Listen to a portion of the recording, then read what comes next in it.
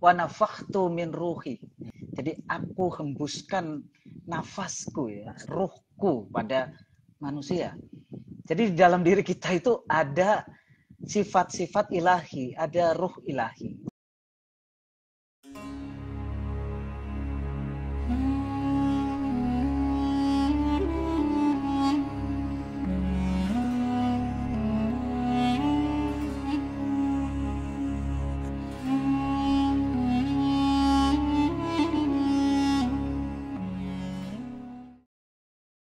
Bismillahirrahmanirrahim. Assalamualaikum warahmatullahi wabarakatuh. Waalaikumsalam warahmatullahi Salam wabarakatuh. sejahtera untuk kita semua. Selamat sore teman-teman sekalian. Selamat bergabung di akun Instagram Cak Nur Society. Ini adalah akun Instagram Cak Nur Society yang dikelola oleh Nur Khalis Masjid Society yang kami gunakan untuk menyebarkan gagasan tentang Islam yang terbuka, beragama inklusif, pikiran-pikiran Cak Nur dan lain sebagainya kami sebarkan melalui akun ini. Nah, sore hari ini kita akan ada pembahasan mengenai puasa dan etos kesadaran ketuhanan. Ini adalah topik yang cukup menantang untuk kita bicarakan pada sore hari ini menjelang buka puasa bersama keluarga kita, bersama teman kita, bersama siapapun kita berbuka nanti. Nah, teman-teman sekalian, kalau kita bicara soal topik ini, puasa dan etos kesadaran ketuhanan, ini sebetulnya ada semacam kelanjutan dari apa yang kita bicarakan pada sore hari kemarin. Kemarin kita bicara tentang sejarah dan arti bulan Ramadan. Kemarin kita bicara soal bagaimana puasa itu menjadi semacam ibadah, katakan begitu, ibadah yang kuno, tradisi yang kuno yang dipraktekkan oleh banyak umat dan para nabi sebelum kita dengan berbagai peradaban yang berbeda-beda, di mana dia menjadi semacam medium untuk menyadari kehadiran Tuhan.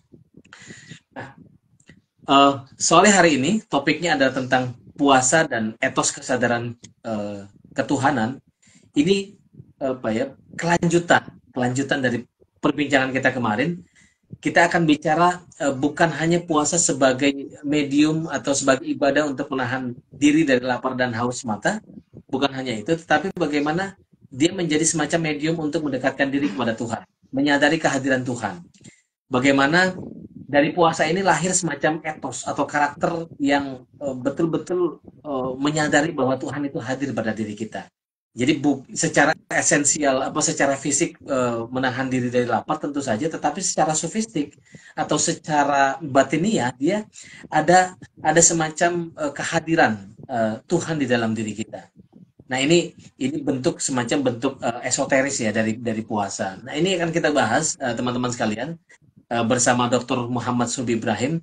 Beliau adalah direktur dari Paramadina Graduate School of Islamic Studies. Bersama kita akan bahas ini. Tentu saja nanti akan ada pembahasan yang sifatnya lebih sofistik, lebih mungkin membuka pikiran-pikiran Syed Hussein Nasr, karena kita tahu Kang Sobhi ini adalah salah satu pembaca Syed Hussein Nasr yang baik. Jadi mungkin akan berbicara soal itu, tapi nanti akan kita sederhanakan Kak Pak Subhi ya. Kita akan sederhanakan bahasannya. Kita akan bumikan gagasan-gagasan ini dalam konteks tema kita pada sore hari, puasa dan etos kesadaran ketuhanan. Silakan Kang Subhi, saya berikan waktu sekitar 15 menit, 10-15 menit untuk bicara topik ini. Setelah itu kita akan berbincang, membahas, menjawab pertanyaan teman-teman atau mengomentari beberapa komentar dari teman-teman. Nah, sebelum kita mulai masuk ke pembahasan utama, saya undang teman-teman yang hadir di sini untuk terlibat aktif, memberikan pertanyaan atau memberikan komentar tentang topik kita pada sore ini. Nanti akan yang 3 orang yang terbaik akan kami berikan giveaway. Jadi kami siapkan untuk 3 orang penanya terbaik atau komentator terbaik, kami akan segera kirim ke teman-teman giveaway-nya. Silakan, Kang Subhi, waktunya saya berikan. Baik, terima kasih Bang Rozi. Suara saya terdengar jelas? Terdengar baik. Ya, Bismillahirrahmanirrahim. Alhamdulillahirrahmanirrahim. Pada sore hari ini kita bertemu bersilaturahim secara virtual di IG Live Nur Khalis Masjid Society. Bapak Ibu, rekan-rekan sekalian, tema kali ini memang tadi sudah dikatakan oleh Bang Rozi, temanya cukup berat ya. Ada kesadaran ketuhanan gitu ya. Jadi kita ini memang perlu melakukan refleksi yang mendalam kelihatannya. Dan ada satu penelitian, itu menarik ya. Penelitian itu menunjukkan bahwa kalau orang itu berpuasa, sepekan lah begitu ya, itu mengubah cara berpikir itu ternyata. Cara berpikir, cara menyadari dari yang tadinya memikirkan hal-hal konkret, mulai berpikir hal-hal abstrak tuh. Kalau mulai dijalani ibadah puasa itu ya, atau puasa ya, puasa secara umum itu selama misalnya seminggu gitu. Penelitian menunjukkan hal itu. Nah, Bapak Ibu rekan-rekan sekalian, ya untuk tema ini kita mulai mungkin dari apa yang disebut pandangan Islam tentang manusia ya, atau antropologi Islam ya. Dari situ mungkin kita akan mulai berangkatnya, karena kita akan bicara tentang kesadaran ketuhanan. Nah, kita mulai dari apakah kesadaran ketuhanan itu sesuatu yang built-in di dalam diri kita, ataukah sesuatu yang memang diciptakan, dikreasikan oleh kita ya. Nah, Islam memandang bahwa manusia itu sudah secara built-in memiliki kecenderungan ilahiyah. Yang pertama alasannya karena manusia ini, kita semua, saya, Bang Rozi, dan Bapak Ibu rekan-rekan semua, kita punya apa yang disebut sebagai ruh. Dan ruh itu oleh Allah dikabarkan itu adalah ruhnya sendiri. Jadi kalau dalam Al-Quran ada ayat ketika kita sudah diciptakan, tubuh kita ya, yang fisik diciptakan, maka ditiupkan. Wa nafakhtu min ruhi. Jadi aku hembuskan nafasku ya, ruhku pada manusia. Jadi di dalam diri kita itu ada sifat-sifat ilahi, ada ruh ilahi. Itu satu. Karena itu kita selalu akan melihat yang ilahi juga sebenarnya.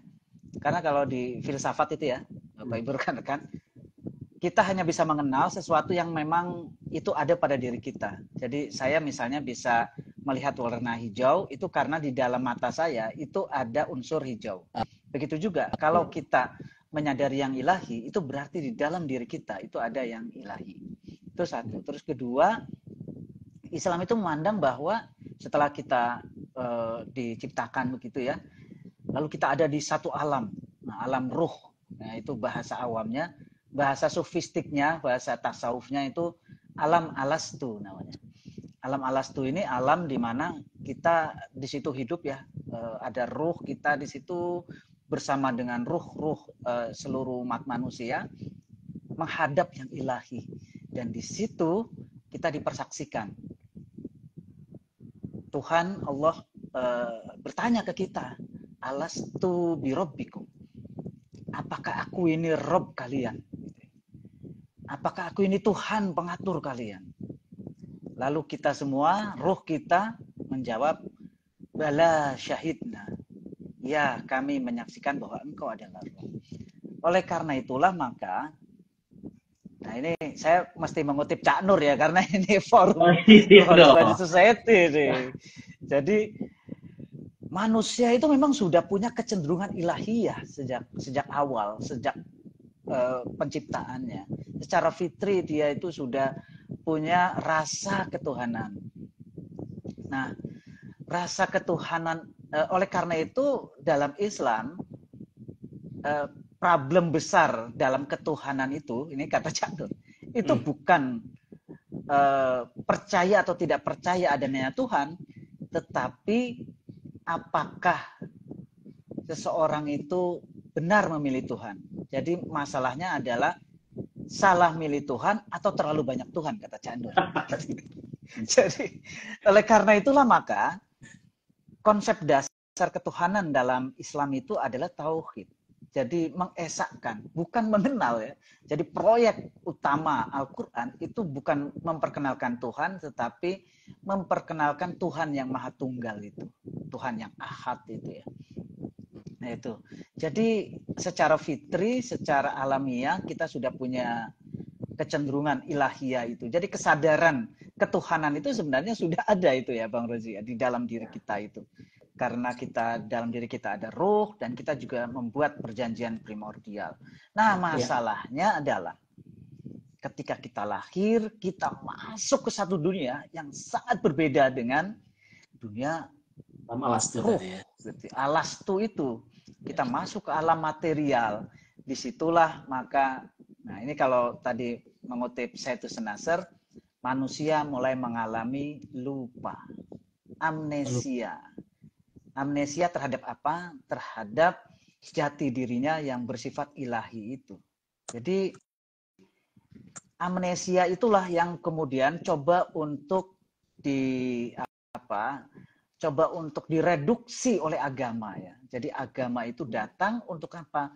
Untuk mengingatkan kita semua akan hakikat diri kita yang sejati, akan kesadaran ilahiyah itu. Jadi kalau kita rujuk ke makna manusia dalam bahasa Arab itu kan al-insan ya. Al-insan itu kan asal katanya dengan nisyun itu sama, itu lupa. Jadi manusia itu pelupa gitu ya. Manusia itu pelupa. Oleh karena itu misalnya ibadah sholat ya. Ibadah sholat itu kalau di filsafat perennial nih Bang Rozi disebut sebagai canonical prayer. Ya. Sesuatu yang udah dari sononya ditetapkan oleh Tuhan agar diri kita itu terbentuk ya. Agar kita bisa berpartisipasi dalam yang ilahi itu. Jadi misalnya sholat, kenapa kok sholat itu nggak ditaruh gitu ya di pagi aja gitu kan? 17 rakaat ditaruh di pagi. Jadi itu semacam exercise kita ya supaya berkeringat gitu kan. 17 rakaat. Kenapa nggak ditaruh di situ semua? Kenapa kok dipisah-pisah gitu ya? Itu karena manusia itu suka lupa. Jadi subuh, oke, kita ingat pada Allah. Salam gitu ya. Lalu kita berangkat kerja, kita ke jalanan, kita beraktivitas, kita mulai lupa tuh. Iya. Lupa karena kerjaan kita, karena macam-macam lah. Di jalanan kena macet ya, stres dan seterusnya. Hati kita itu teralihkan dari yang ilahi. Lalu kemudian setelah itu datanglah waktu zuhur, diingatkan. Diingatkan lagi oleh Allah. Kita ingat lagi kepada Allah. Setelah sholat zuhur, lupa lagi kan, makan siang, kekenyangan gitu ya, ngantuk dan aktivitas lain itu membuat kita teralihkan gitu ya.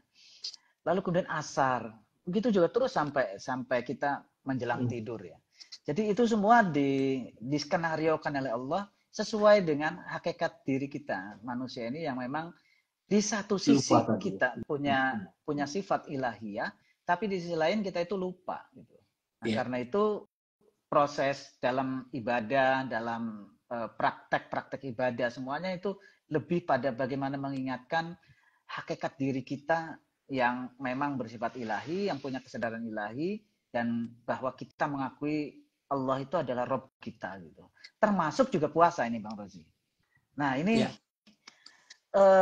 puasa ini ibadah yang menarik ya, karena ini ibadah esoterik saya nyebutnya itu. Jadi ibadah batin. Karena apa? Karena saya dengan Bang Rozi ini berhadapan-hadapan atau dengan saya yang di samping saya misalnya, kita mungkin bisa saja mengaku puasa, tetapi belum tentu kan kita puasa gitu. Karena yang tahu bahwa kita puasa itu sungguhnya adalah diri pribadi kita dengan yang ilahi. Karena itu puasa itu sebenarnya adalah relasi ya. Jadi relasi personal yang sangat batin dengan yang ilahi. Itu makna religare itu kalau dalam bahasa Latin ya. Jadi kalau dalam bahasa Inggris kan religion itu asal katanya religare, itu artinya sesuatu yang mengikat. Jadi dengan puasa ini kita mengikatkan diri kembali kepada yang ilahi. Oleh karena itulah maka dasar dari puasa itu adalah iman. Jadi prasyarat atau ya yang memungkinkan seseorang itu puasa, melakukan ibadah puasa, itu adalah iman.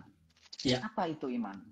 Iman itu kan sebenarnya tanggapan manusia, kita, saya, Bang Rozi, dan Iya, Bapak Ibu rekan-rekan sekalian, atas kehadiran yang ilahi. Jadi iman itu betul. seperti itu, tanggapan terhadap yang ilahi, kita merespon secara positif untuk membangun relasi dengan yang ilahi. Jadi dia adalah ibadah yang sangat esoterik. Ibadah.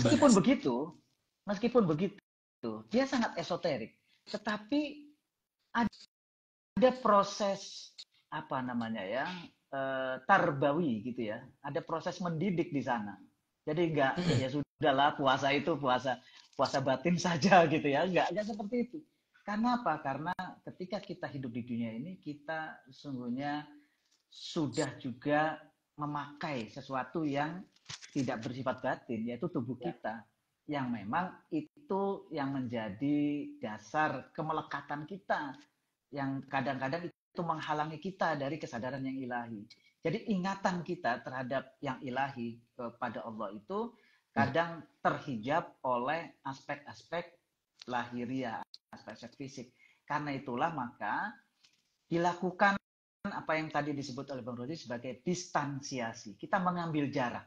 Jadi kita itu dalam setahun itu kan terlalu melekat ya dengan keseharian kita.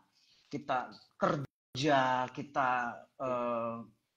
melakukan aktivitas, lalu kemudian kita juga menilai ya, menilai benda-benda dan seterusnya. Itu membuat kita sering terjebak, melekat, atau kalau dalam bahasa tasawufnya hubud dunia.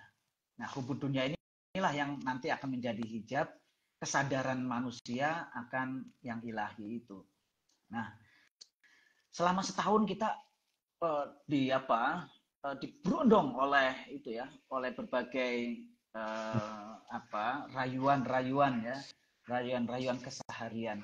Nah, di dalam bulan puasa kita sebenarnya sedang mengambil jarak, melakukan distansiasi, meniru yang ilahi. Yang ilahi itu nggak makan tuh, nggak minum gitu ya, dan tidak melakukan hubungan seksual gitu. Jadi sebenarnya ketika kita berpuasa, kita meniru yang ilahi, kita mimesis pada yang ilahi, sekaligus juga untuk mengingatkan pada yang ilahi. Jadi kita mengambil jarak dengan itu, kalau mengutip guru saya itu Syekh Nanang ya, almarhum ya, Nanang Taufik itu. Jadi selama puasa kita menjaga diri dari MMS, makan minum seks gitu ya. Jadi makan minum seks.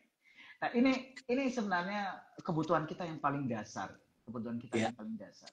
Kata Sigmund Freud juga sama seperti itu. Jadi manusia itu, anak kecil itu ya, pada awalnya sama tuh, pingin kebutuhan-kebutuhan dasarnya itu terpenuhi.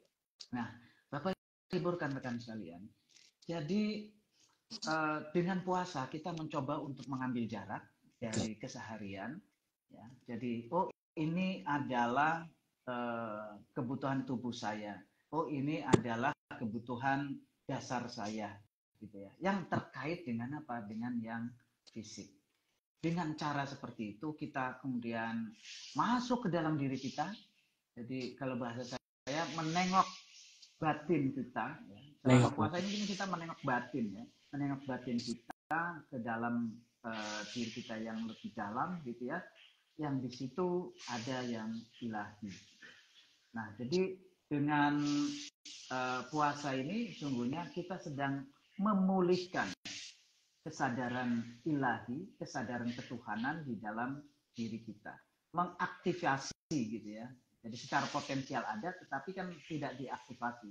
Nah, ini dengan praktek ibadah puasa selama sebulan ini kita dilatih untuk apa? Untuk terus-menerus memiliki kesadaran yang ilahi. Nah, kesadaran yang ilahi itu maksudnya seperti apa?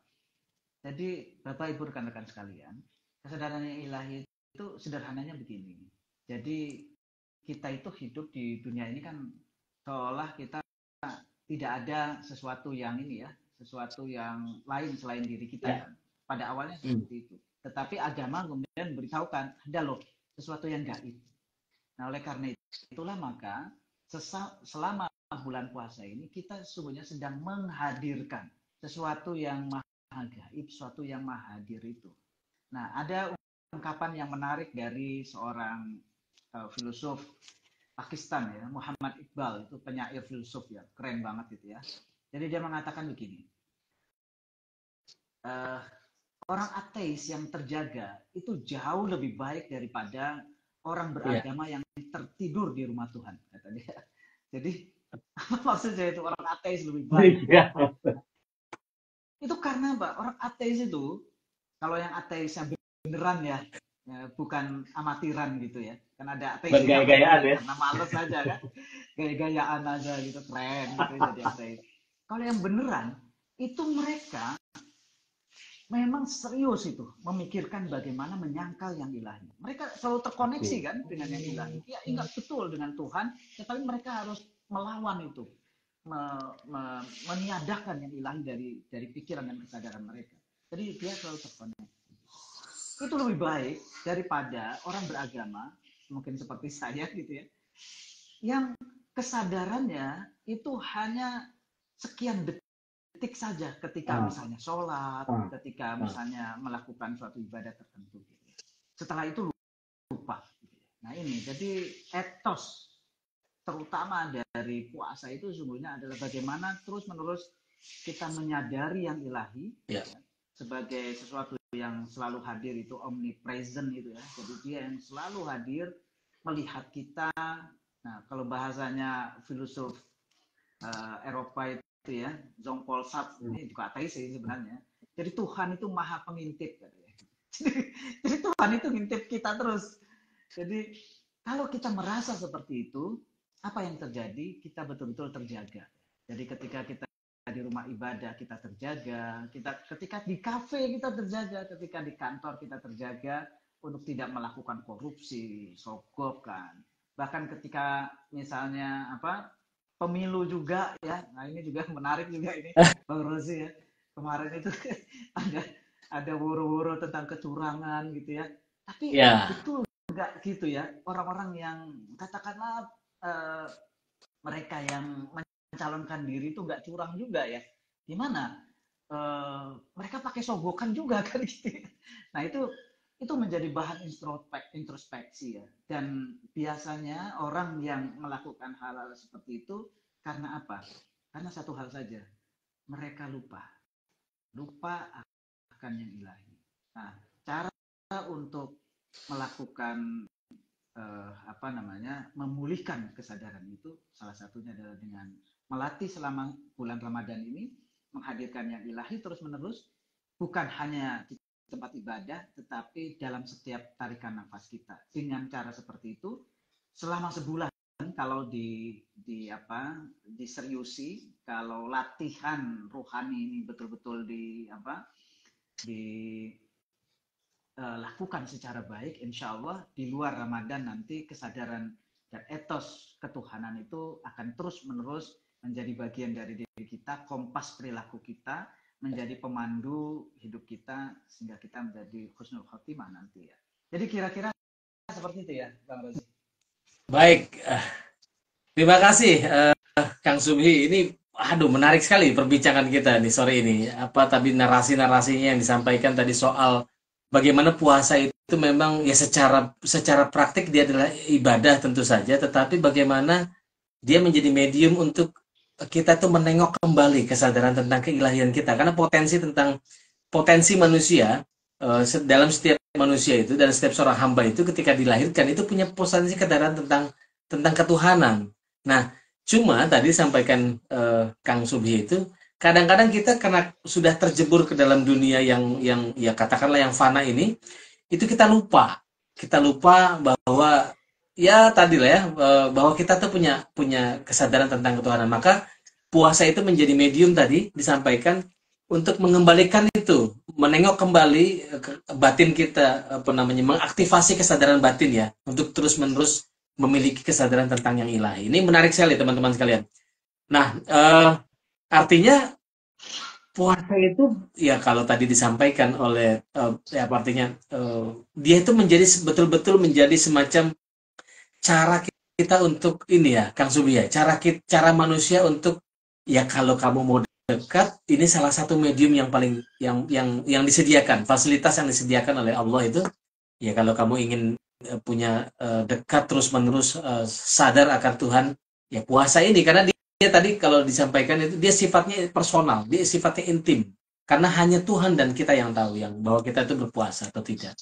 Nah, ini menarik soal bagaimana menjaga jarak, mengambil jarak, meniru yang ilahi, Kang Subhi. Itu tadi sampaikan kan, ini kan mungkin satu ilmu baru ya buat teman-teman sekalian mungkin baru mendengar istilah ini.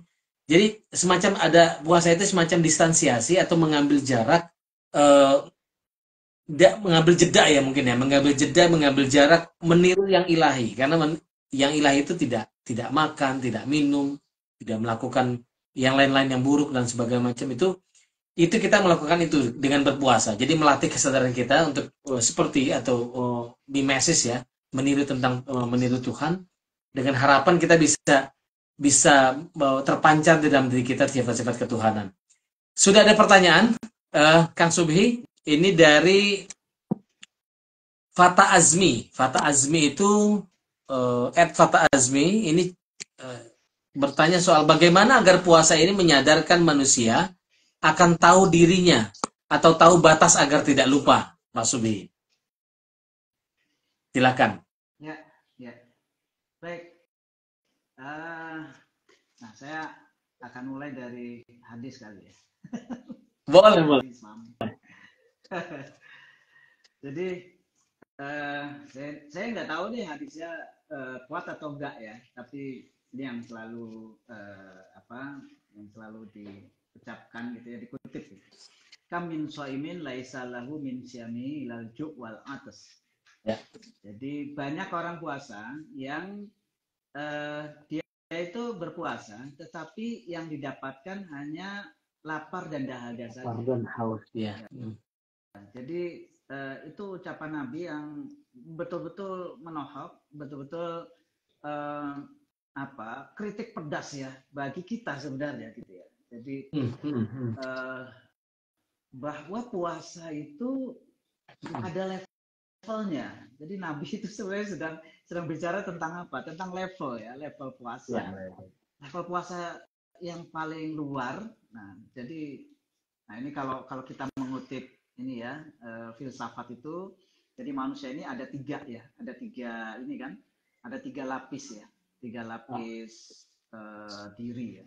Jadi ketika saya mengatakan ini Bang Rozi, ketika saya niat puasa ya, nawa itu, aku berniat.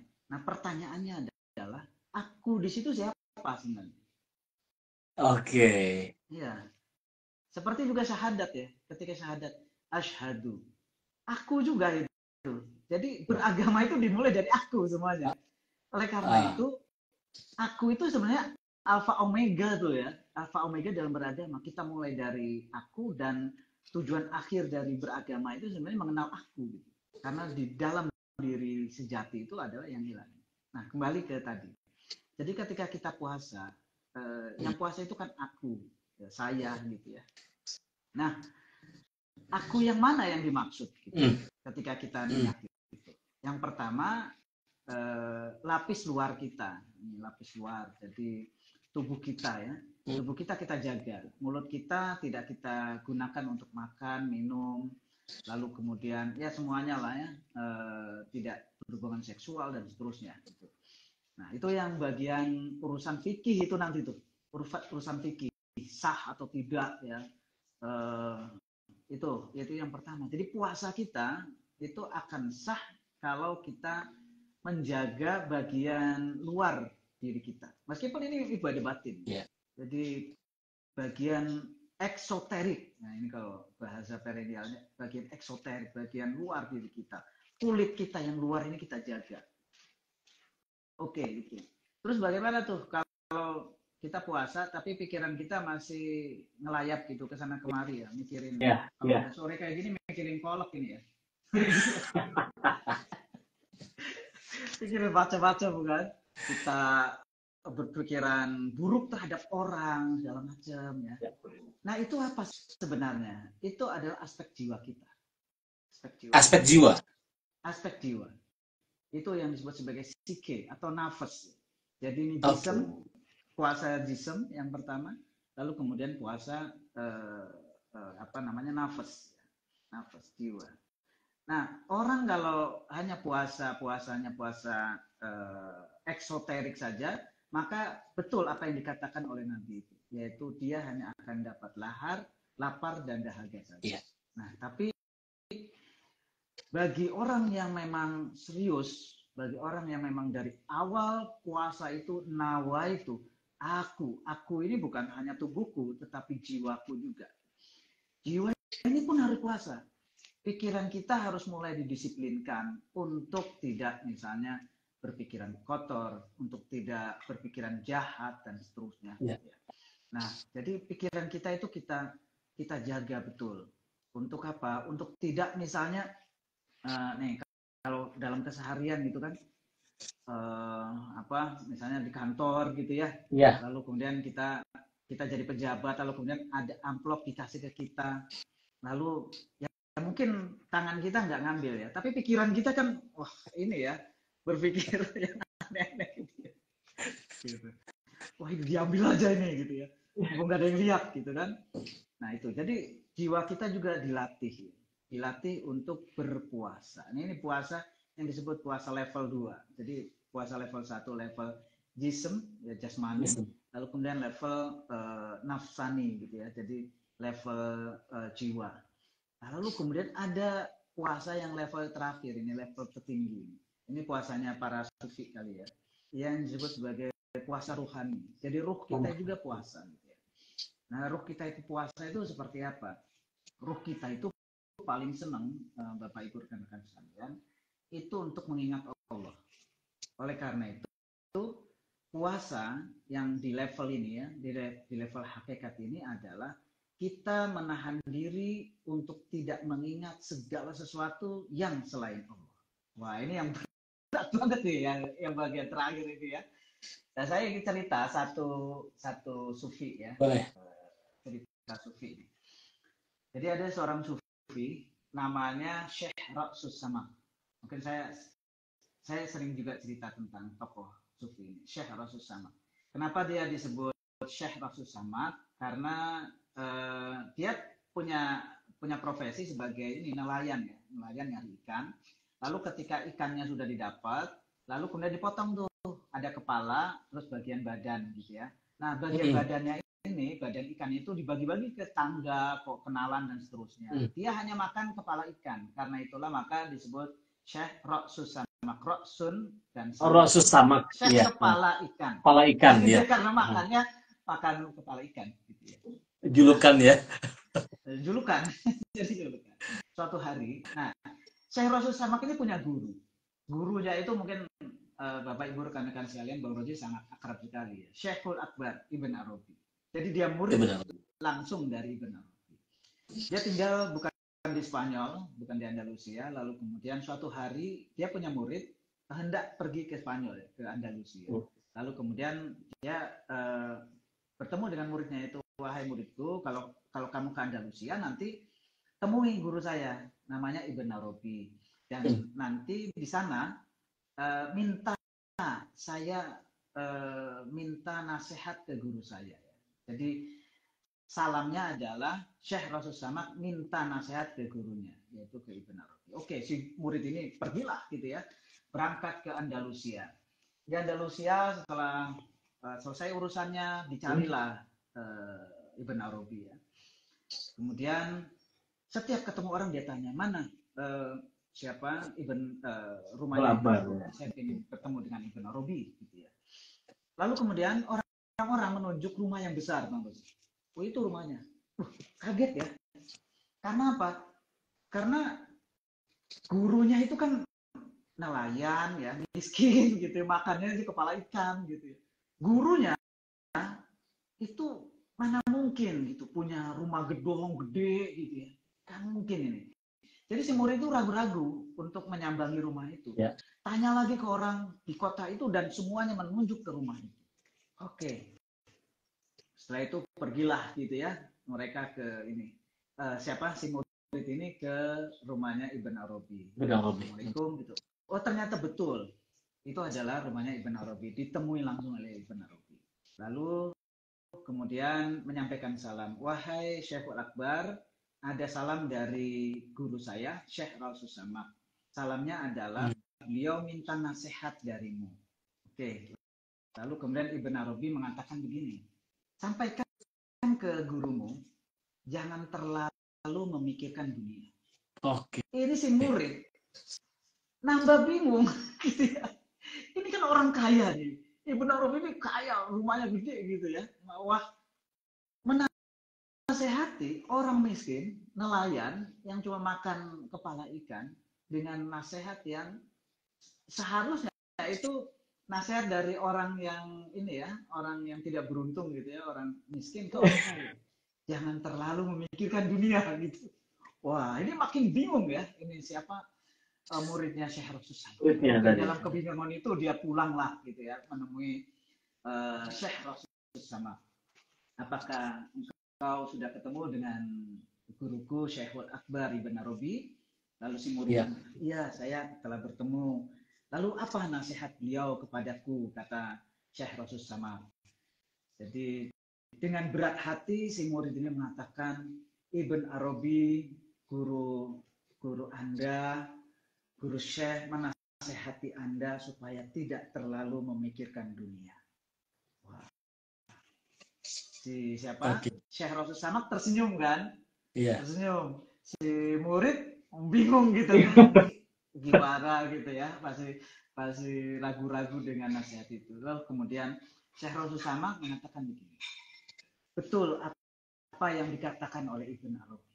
Saya masih terlalu memikirkan yang dunia. Wah, ini sih makin ini ya, makin kaget. Ini gimana itu? Apa memikirkan dunianya? Ya, saya masih memikirkan dunia. Kepala. Ketika saya makan ikan, saya masih teringat pada daging ikan yang saya berikan pada tetangga-tetangga saya. Itu makna dari memikirkan dunia. Jadi memikirkan dunia itu sampai seperti itu ya kalau di kalangan para sufi itu. Karena bagi kaum sufi teralihkan dari yang ilahi itu merupakan satu dosa ya, satu kesalahan. Nah, Bapak Ibu dan rekan sekalian, di dalam bulan puasa ini kita sungguhnya sedang dilatih untuk mengingat yang ilahi. Ketika saya live seperti ini dengan Bang Rozi gitu ya, cara supaya kesadaran saya tetap terkoneksi dengan yang ilahi, tidak menjadikan forum ini sebagai pencapaian tertinggi atau apa gitu ya. Ketika saya mendapatkan uang, saya tidak menuhankan uang. Karena apa? Karena ya tadi itu ya, di satu sisi kecenderungan ilahi itu baik. Artinya kita tinggal mengaktifkan saja ya potensi ilahiyah itu. Tetapi di sisi lain kita juga suka menuhankan yang ilahi gitu. Menuhankan yang segala sesuatu. Kita menuhankan jabatan, kita menuhankan bermacam-macam. Karena itulah kredo persaksian Islam itu adalah negasi la ilah. Ketika kita syahadat itu kan asyhadu gitu. Aku bersaksi la ilah. Jadi la ilah dulu. Ilah itu apa? Ilah itu adalah segala sesuatu yang kita pertuhankan.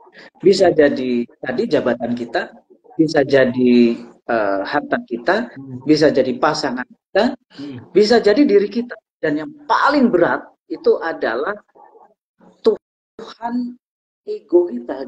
Gitu. Ego kita jadikan sebagai Tuhan. Nah inilah yang kemudian terus-menerus coba untuk dihancurkan ya. Jadi kalau praktek misalnya praktek sholat ya, itu penghancuran ego itu sebenarnya Bapak Ibu rekan sekalian. Coba ya ketika kita sholat ya, kita takbir. Ketika kita takbir, kita akan mengaku bahwa kita itu kecil, yang besar itu Allah gitu ya. Itu saja sudah menunjukkan bahwa kita itu harus mengempeskan tuh ego kita ya. Jadi diri kita itu tidak boleh dipertemukan. Belum lagi sujud ya, mempertemukan sesuatu yang paling kita jaga, kepala kita dengan kaki kita sejajar. Seperti itu. Jadi sesungguhnya kalau kita tadi itu ya, kalau kita puasa itu sesungguhnya kita Iya. jadi mengaktifasi kesadaran yang ilahi itu terus-menerus gitu, sehingga tidak teralihkan. Ya minimal 2 lah ya, minimal kalau belum bisa yang terakhir itu, level yang terakhir itu minimal puasa tubuh, jism, oke gitu secara syariat sah gitu kan. Lalu kemudian pikiran kita mulai disiplinkan supaya pikiran kita tidak aneh-aneh ya, tidak piktor gitu ya, pengen kotor, tidak jahat juga gitu ya. Karena banyak hal ya, banyak hal terjadi dimulai dari pikiran. Karena itu maka kita perlu berlatih untuk berpuasa jiwa ya, selain puasa tubuh. Kalau itu semua dilakukan, insya Allah nanti di akhir bulan dan 1 tahun ke depan pasca Ramadan kita punya etos kuat ya, etos kuat, etos moral ya, moral ilahiyah itu, di mana kita merasa bahwa yang ilahi selalu menatap kita, melihat kita, mengintip kita terus-menerus. Itu sih, Bang Resi. Iya, aduh, menarik sekali ininya, uraiannya, Kang Subhi. Tadi apa namanya? Kalau bicara soal apa namanya tadi soal puasa, tadi ada 3 jenjang sebetulnya. Ini kan narasi yang selalu dibicarakan dan itu selalu penting. Kenapa dibicarakan? Karena dia sangat penting. Soal tadi puasa jismani, istilahnya, kemudian kita naik ke level yang berikutnya puasa nafsani dan puasa ruhani. Ini kan satu level apa ya, pembagian, kalau kita mau disebut sebagai pembagian apa ya, pembagian tingkatan begitu. Itu hanya mungkin dilakukan ketika ada perpindahan gitu tadi ya Kang Subyat. Ketika ada perpindahan dari yang biasa kemudian menjadi medium, lalu kemudian menjadi tingkat yang tertinggi. Nah, puasa itu menjadi tadi kalau di Kang Subi itu sampaikan istilahnya menarik, mengempeskan ego kita. Jadi puasa itu memang yang paling berat adalah mengempeskan ego kita, di mana kita tidak selalu menjadi orang yang paling benar tadi. Tidak merasa diri kita menjadi lebih sempurna dari orang lain misalnya. Atau menuhankan banyak, ada pekerjaan, ada jabatan, ada istri, ada anak-anak. Nah, itu saya kira yang tantangan yang paling berat di dalam kita beribadah tentu saja, dan puasa itu menjadi semacam momen untuk menurunkan ego, mengendalikan ego, mengempeskan ego, mengaktifasi tadi kebatinan batin kita untuk selalu terarah pada Tuhan. Nah, teman-teman, sekali lagi yang baru bergabung, saya ingin undang untuk terus memberikan komentar atau pertanyaan, karena nanti kami akan memberikan giveaway. Jadi ada semacam hadiah untuk penanya terbaik, 3 orang penanya terbaik atau memberi komentar terbaik. Saya masuk ke pertanyaan berikutnya, Kang Subi. Ini ada pertanyaan dari Anugrah Alex. Anugrah Alex ini cerita soal bertanya soal apakah kita diwajibkan untuk berpuasa karena rasa lapar membuat kita ingat akan Tuhan, Pak Subhi. Iya.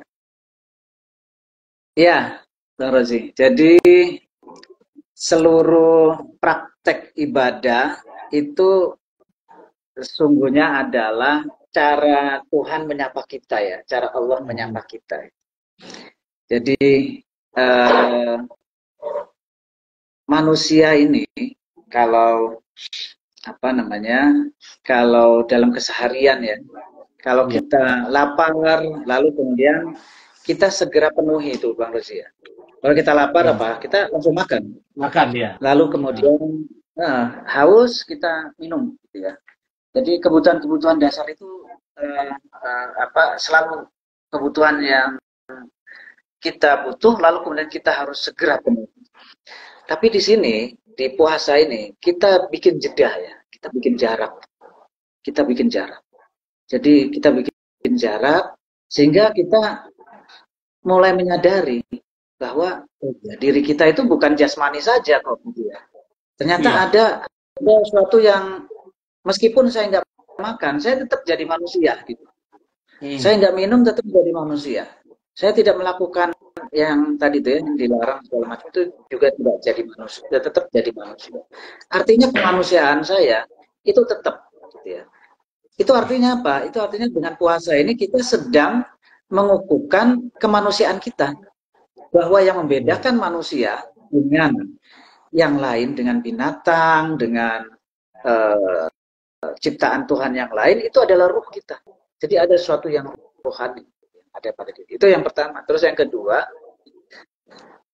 manusia ini memang itu kalau bisa sangat peka terhadap yang ilahi.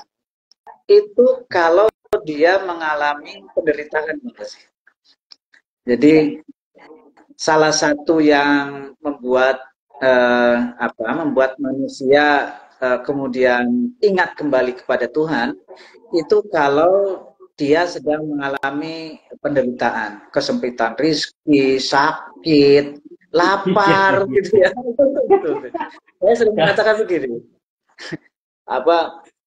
doa di awal bulan itu beda dengan doa itu ya tanggal muda, itu beda dengan doa di tanggal tua, itu beda, itu kualitasnya itu beda itu ya. Kalau di tanggal tua itu di tanggal muda ya, di tanggal muda orang mungkin nggak perlu lihat Tuhan tuh ya. Ketika lihat rekening gitu masuk gitu ya, ini mau belanja sana sini. Tapi ketika mulai tanggal tua tuh, mulai uang di rekening mulai menipis segala macam, kita mulai ya Allah gitu, masih ada kebutuhan yang harus ini gitu ya. Jadi orang lebih khusyuk juga gitu ya. Jadi kadang Allah itu memanggil hambanya dengan cara yang paling misterius, yang itu kadang-kadang itu melalui penderitaan. Nah, salah satu penderitaan yang nggak mengenakan itu adalah lapar.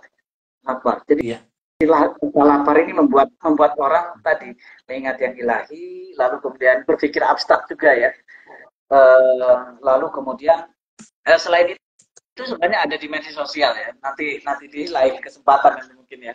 Ini bagaimana ketika lapar itu kita sesungguhnya sedang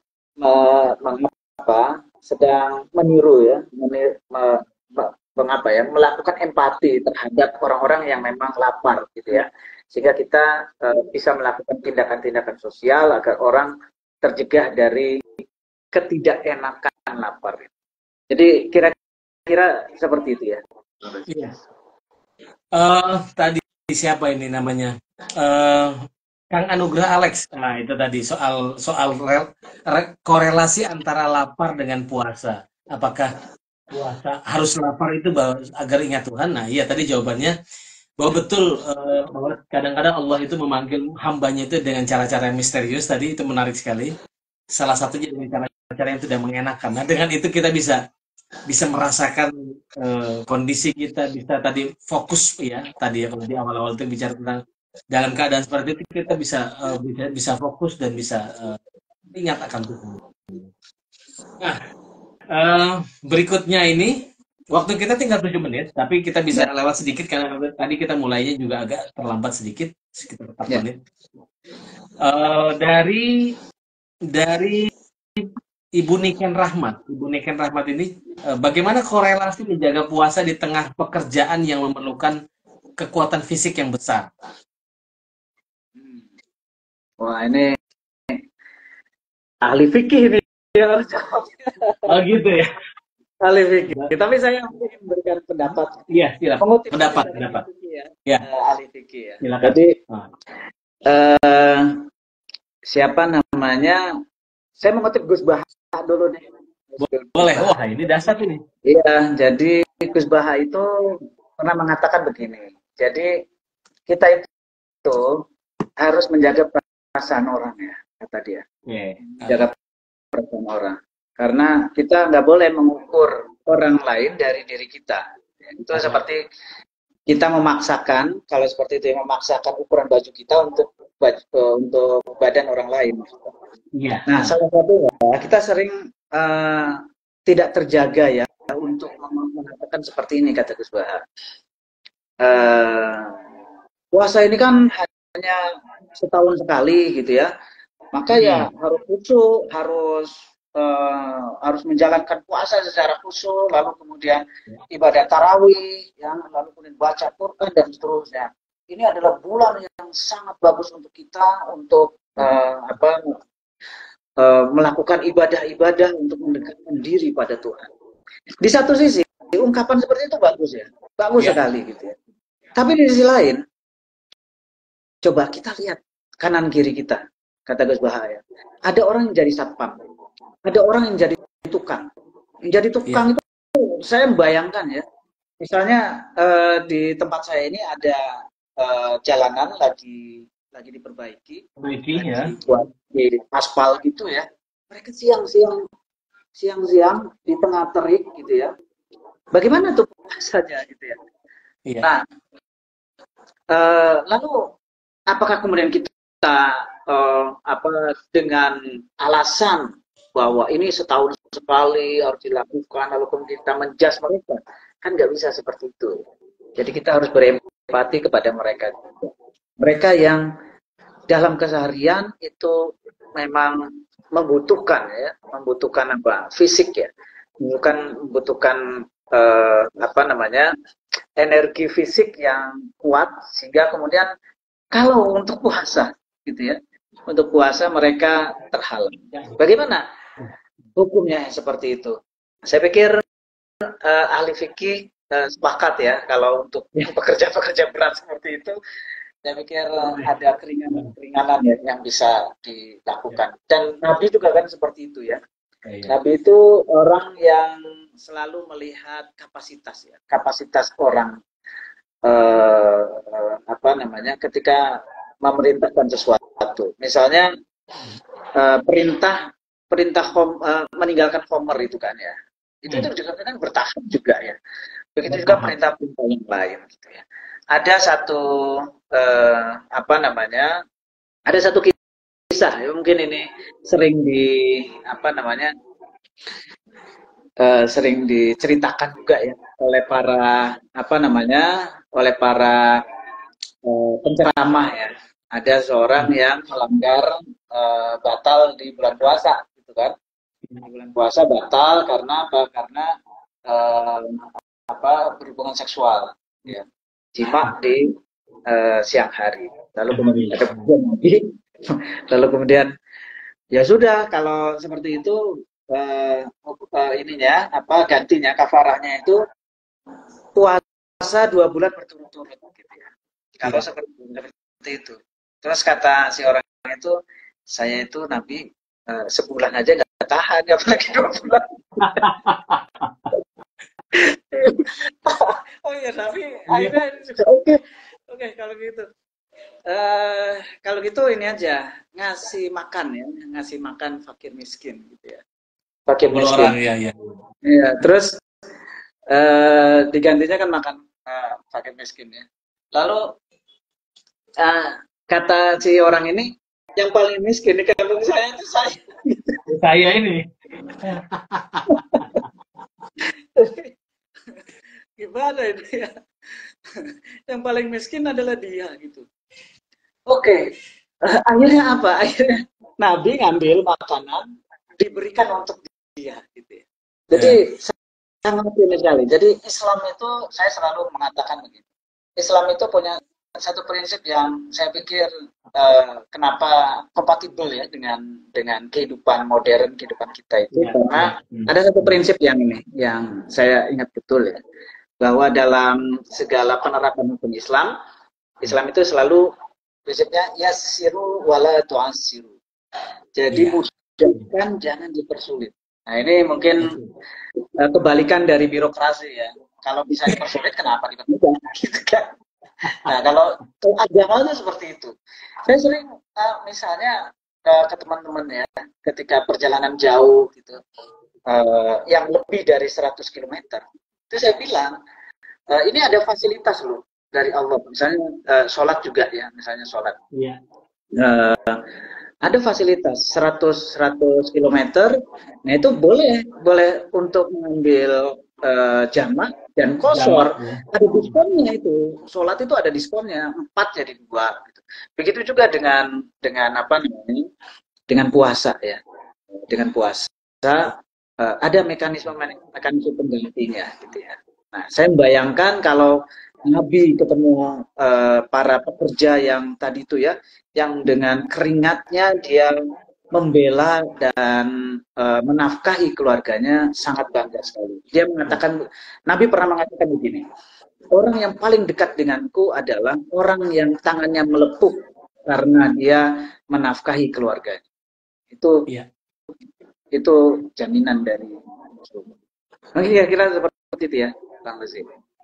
Ya, Bu Niken semoga terjawab ya pertanyaannya. Jadi memang berat. Kita itu dalam dunia ini tantangan paling berat Pak Subi ya, tadi sampaikan Pak Subi itu memang kita mengukur orang lain dengan diri kita.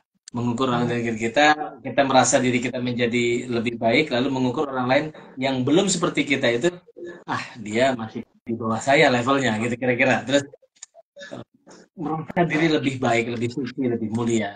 Padahal diingatkan oleh Allah, itu kalau tuzakku anfusakum itu kan nggak boleh kamu merasa diri kamu lebih suci dari yang lain. Nah, kira-kira itu. Ya, artinya apa? Artinya puasa itu dia menjadi working, bekerja, beroperasi gitu, menjadi betul-betul punya efek kan pada kita kalau kita punya tenggang rasa tadi pada orang lain, punya empati pada orang lain. Nah, ini menarik sekali. Kang Subhi, ini masih ada satu pertanyaan, saya kira ini dari ada dua sebetulnya, ini baru masuk lagi. Ada dua dari yang pertama dari Faris Rifki Hasbi kalau nggak salah ya tadi ya. Sebentar, ini ada di Q&A ini. Faris Rizky Hasbi. Itu dia tanya soal bagaimana kita mengetahui bahwa puasa kita itu naik level, Pak Subi. Ya. Ya, baik. Itu pertanyaan yang menarik ya. Siapa yang paling tahu dan bagaimana kita tahu bahwa puasa kita telah naik level ya? Yang paling tahu itu Tuhan, Allah pastinya, dan diri kita. Sebenarnya kita sudah bisa merasa. Misalnya yang paling sederhana ya. Saya ketika duduk begini ya, lalu kemudian saya di HP saya itu wallpapernya itu minuman, gambar minuman, Bang Rosi. Ya. Selama bulan puasa ini. Jadi saya menantang diri saya supaya itu melatih namanya itu. Jadi sesungguhnya kita itu tahu ya, kita itu ada di level yang mana. Yang pasti saya tidak bisa menilai ya. Jadi ketika yang pertama saya sudah selesai dengan wilayah syariat, dengan tidak makan, tidak minum, tidak berhubungan seks, berarti itu sudah sah secara fikih, ya, secara syar'i. Jadi puasa eksoterik kita sudah sukses. Minimal itulah ya. Puasa paling dasar. Nah, lalu kemudian yang kedua, kalau kita mau tahu level yang kedua, berarti kita harus introspeksi. Kita harus melihat diri kita, menengok diri kita. Terutama pikiran kita. Jadi pikiran kita itu yang paling menentukan untuk level yang kedua itu. Jadi apakah ketika misalnya tadi itu, ketika saya melewati warteg ya. Nah, kalau di bulan puasa ini kan warteg itu kan pakai hijab ya. Ini ya. Bukan hanya warteg sebenarnya. Kaki gantung gitu. Fast food juga sekarang pakai hijab. Ketika saya melihat kaki gitu ya. Apakah saya merasa lebih soleh dari mereka? Iya. Kalau saya merasa lebih soleh, maka berarti puasa saya ya masih pada level puasa eksotik. Belum beranjak. Belum ke wilayah ini gitu ya. Karena kadang-kadang yang paling berbahaya dari para pendosa ya, itu bukan dosa itu sendiri, tetapi efeknya bagi kita. Yaitu apa? Kita merasa lebih soleh, merasa lebih hebat, merasa lebih suci dibandingkan mereka. Padahal itulah awal dari kejatuhan ruhani zon, yaitu kiber. Kiber itu sombong, merasa tinggi gitu ya. Merasa tinggi itu adalah sifat yang dimiliki oleh satu makhluk, yaitu iblis. Jadi iblis itu diusir dari surga. Dia sudah di surga, tapi diusir itu Bang Rozi. Itu karena satu hal saja, karena kibur. Jadi merasa. Nah itu. Jadi kita bisa mengukur ya, mengukur apa level kita di mana. Oke, itu sih kira-kira. Iya, ya. Sebetulnya dari praktek atau dari tindak tanduk kita sehari-hari kita bisa ukur sendiri ya. Bukan merasa lebih tahu, tapi dengan introspeksi diri kita merasa kita jadi tahu di level mana sebetulnya kita. Kalau masih membicarakan tetangga kita, teman kita, levelnya masih puasanya puasa sekedar makan lapar, haus dan hubungan suami istri misalnya. Hanya itu di level itu. Tapi kalau kita sudah mulai menjaga batin kita terarah, menjaga mata kita, nah itu udah masuk ke nafsani. Jadi levelnya nanti bisa. Dan ya semakin hari, semakin tahun-tahun ke tahun kita berharap puasa kita menjadi lebih meningkat. Semoga terjawab, Mas tadi Faris ya, Faris Hasbi. Terakhir ini, Mas Ludi, sedikit aja, singkat aja. Terakhir soal dari Natawil, @Natawil. Bagaimana cara kita mengetahui bagaimana cara mengetahui kalau kita lupa namun tidak tersadarkan, sedangkan indikator tidak lupa ketika kita sadar. Nah, ini maksudnya apa ya? Apakah dalam konteks ibadah puasa lupa itu berbeda dengan sadar? Ini kurang. Ya, lupa dan sadar ya. Jadi kehidupan ruhani itu, Bapak Ibu rekan-rekan sekalian, itu adalah tegangan antara ingat dan lupa. Jadi kita itu sebenarnya antara ingat dan lupa saja. Kehidupan beragama kita itu, apakah kita ingat Allah ataukah tidak, gitu ya. Nah,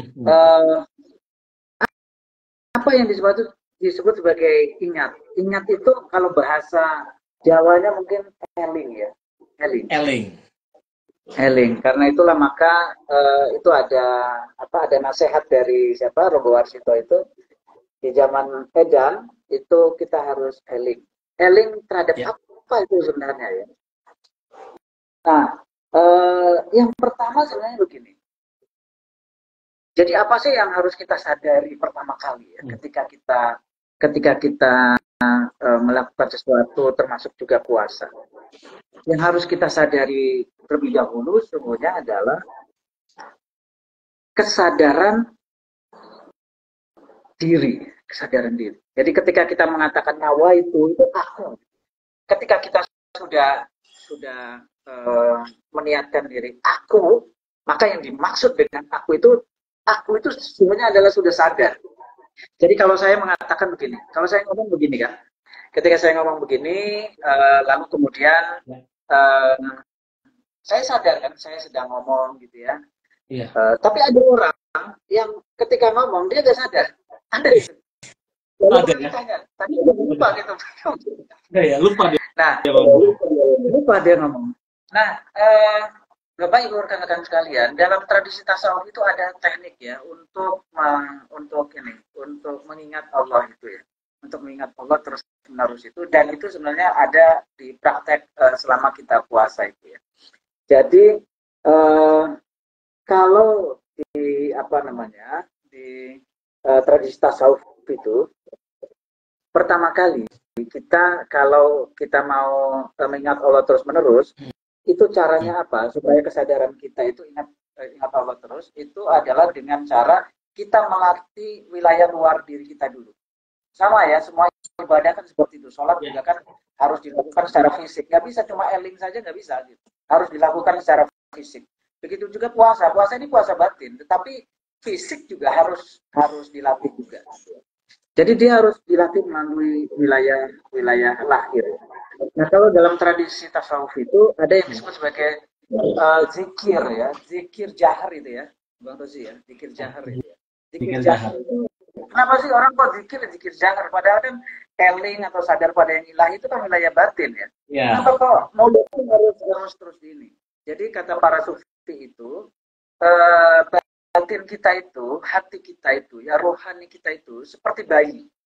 Kita itu seperti bayi. Jadi hati kita itu seperti bayi, kesadaran kita itu seperti bayi. Ya. Jadi seperti bayi, gimana caranya supaya dia bisa bicara nanti? Caranya adalah dengan dilatih. Dengan apa? Dengan kalau kita punya bayi kan dilatihnya pelan ya. Iya. Ayah gitu kan. Oh, gitu sampai kemudian si bayi ini bisa ngomong ayah lancar. Begitu juga ya. Jadi kita itu harus melatih diri kita dengan cara apa? Dengan cara tadi itu, dengan cara praktek-praktek ibadah agar apa? Agar kita itu ada sifat-sifat ilahiyah di dalam diri kita. Ketika kita tadi itu zikir ya, ketika mulut kita tidak berzikir, hati kita bisa berzikir. Pikiran kita bisa berzikir, kesadaran kita juga bisa memiliki kesadaran ilahi. Nah, begitu juga dengan puasa ya, dengan kita mengambil jarak, kita dengan tidak makan tidak minum itu meneladani sifat-sifat ilahi, sehingga kemudian diharapkan kita itu bisa menjadi bersifat ilahi. Takhallaku bi akhlaqillah. Itu inti dari puasa itu, saya pikir itu. Mungkin itu ya, Bang Rozi ya. Baik.